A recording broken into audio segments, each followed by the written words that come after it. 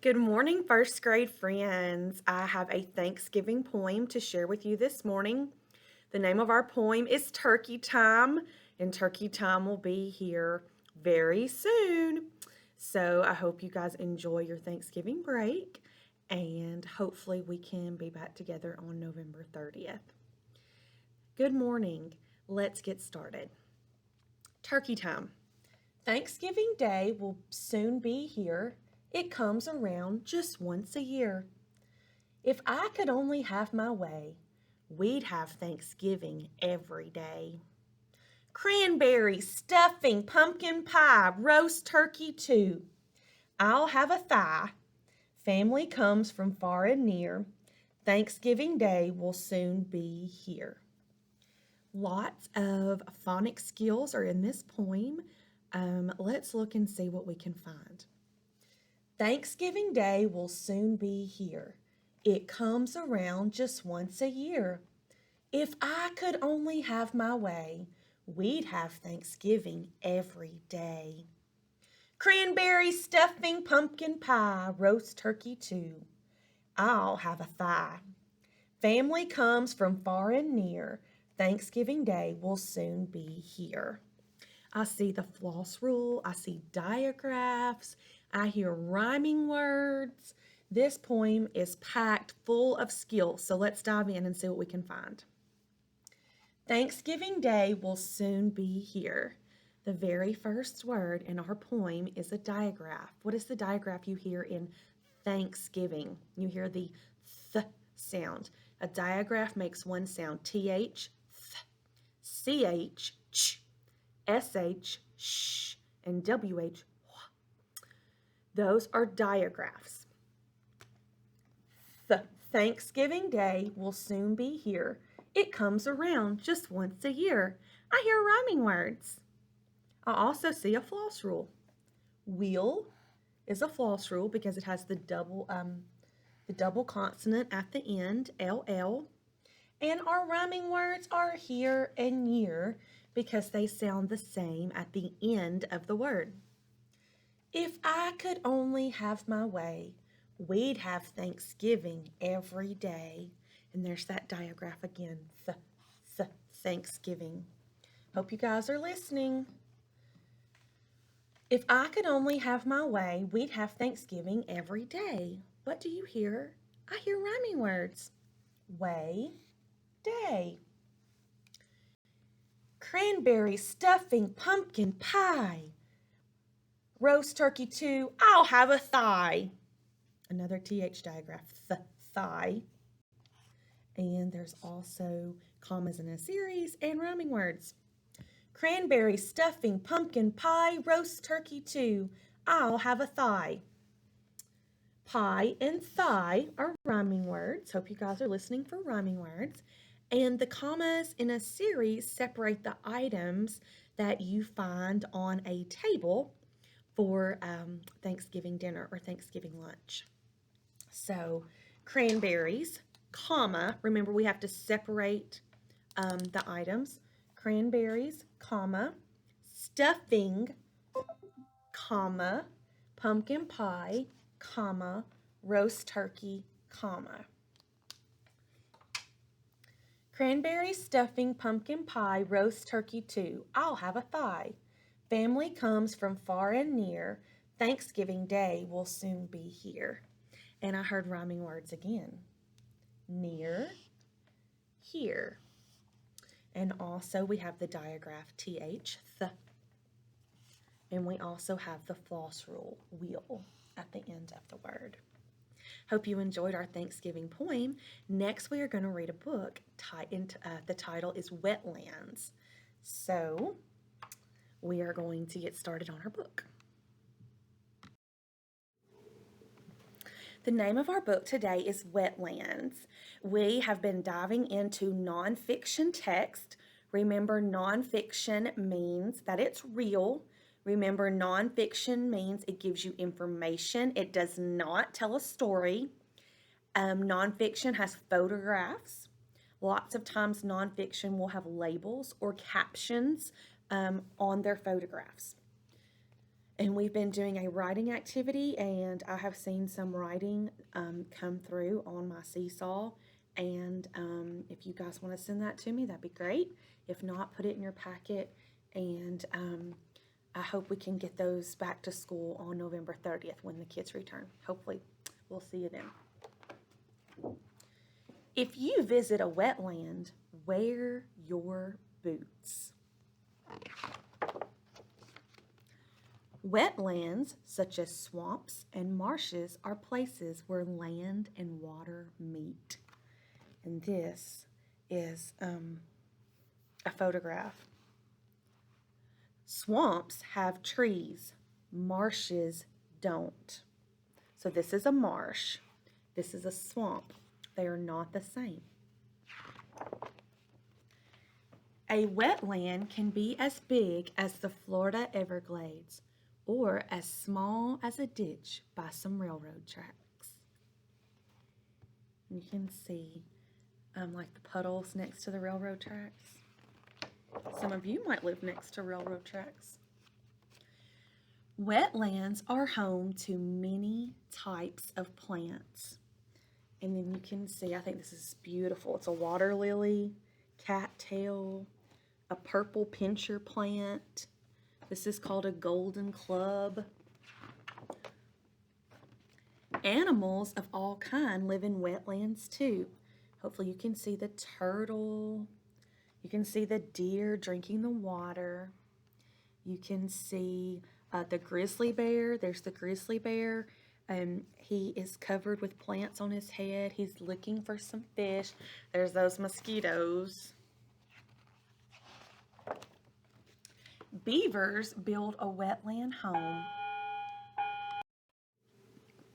They live there all year long. Some animals stop in wetlands for a short time. These geese rest in a marsh on their way north or south.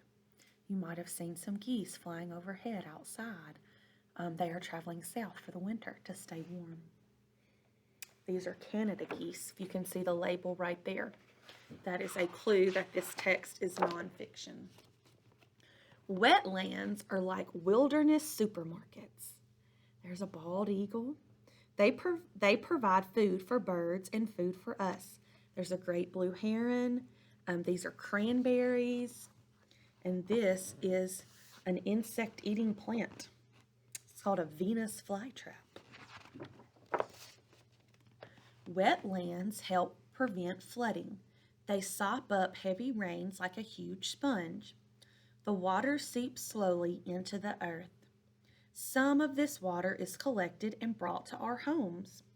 When we turn on our faucets, out comes clean, fresh drinking water. Wetlands prevent floods, provide food and clean water, and are home to many plants and animals. Wetlands are for everyone. So now I'm going to ask you some questions about our story.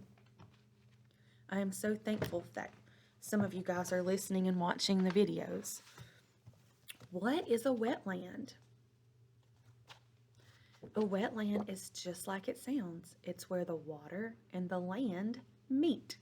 That is what a wetland is. And remember, a wetland does not have trees. This is a picture of a little boy in a wetland. He is looking for plants and animals. You probably see him holding a little frog.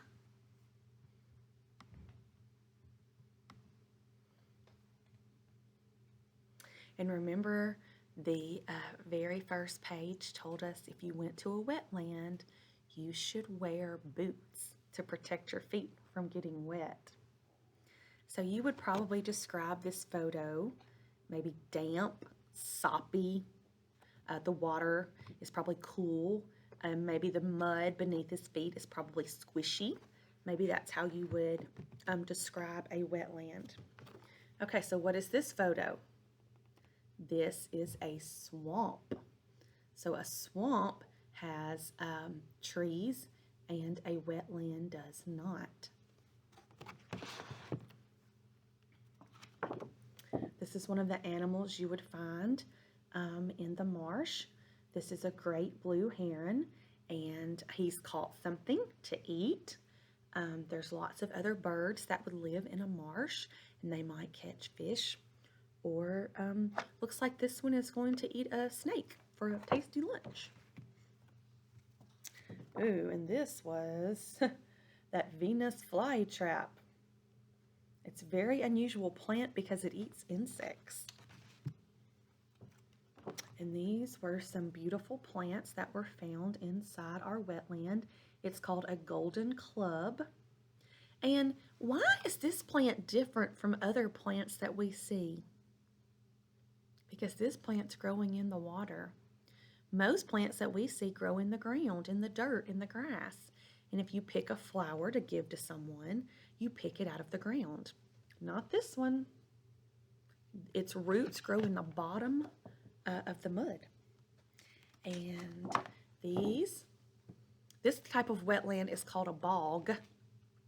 And these are cranberries. Cranberry juice is good to drink. And some people enjoy some cranberry sauce with their Thanksgiving dinner. I prefer not to do that. But some of you might use or see that on your Thanksgiving table soon. So some of you might want to try that on Thanksgiving. And then you could say, I know where those come from. You would be the star of Thanksgiving if you told your family, Miss Brooke taught me where cranberries grow. They grow in a wetland. And here is that pesky mosquito. Why do you think wetlands are a good place for a mosquito? Well, the mosquito lays his eggs or her eggs on the leaves in the water. They live in the water until they become adults.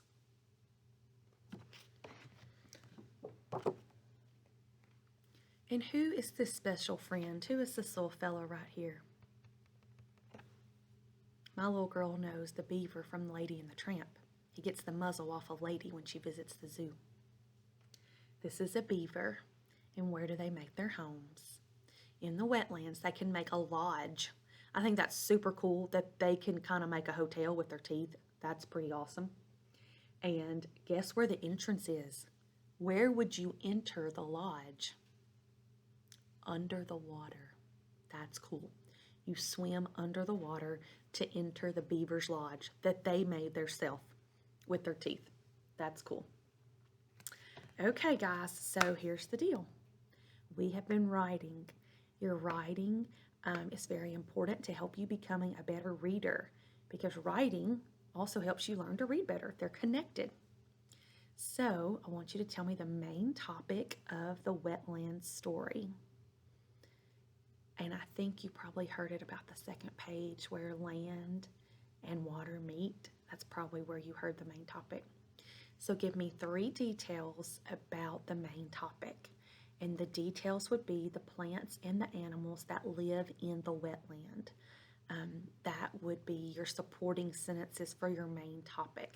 Your supporting sentences want to hold up your main topic. That's what they do. They support it. I hope you guys have a wonderful Thanksgiving. I miss you, and I have enjoyed meeting with my friends on the Google Meets at 2:15. So if you can log in today at 2:15, I will be there. And I hope you stay safe and stay well. I hope you make lots of fun memories with your families this week. Goodbye. I miss you.